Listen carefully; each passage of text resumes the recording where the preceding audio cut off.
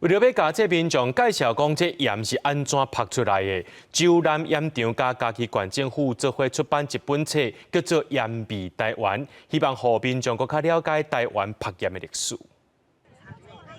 平常时料理煮食的时阵，拢会用盐来调味，盐阁会当摕来新物件，是食食文化当中一项普通煞袂当无的材料。为了要互民众了解盐的知识甲运用，嘉义县布地周南盐场配合嘉义县政府出版一本专门绍介台湾盐的册。做盐的人拢有一个心情，拢有一个想法，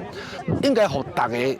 做伙出来。为什么？因为大家拢做孤单甲寂寞，定定仔咧做，啊产量也无大，但是人有一本册会当介绍较侪人，这是一件好的代志。这本册受惠作者开卖3档的时间，不但绍介着台湾沿海乡镇较早拍盐的历史，阁有记录台湾即摆也阁有做盐的所在，向大家来分享台湾海区、山区安怎用盐来食食物的习惯。全台湾去采访这种盐的腌制物啊、保存的这种食物，